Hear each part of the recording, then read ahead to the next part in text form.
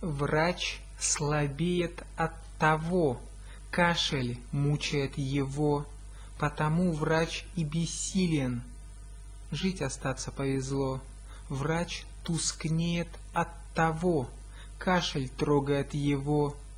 Тронет и опять отстанет, а в глазах уже темно.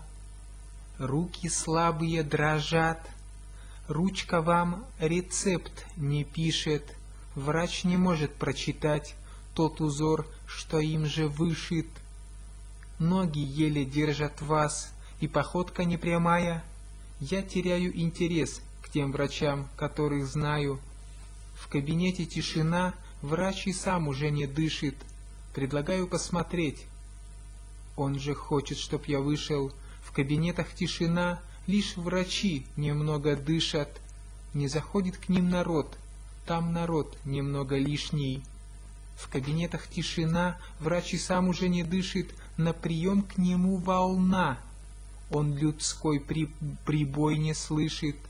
Кашель мучает людей, и простых советов нету. Изучать его важней, чем исследовать комету. Кашель знает, что сказать. Кашель парень говорливый.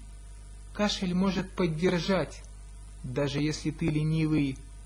Врач закашлял от того, от чего и сам не знает. Может, он и даст совет, только денег не хватает.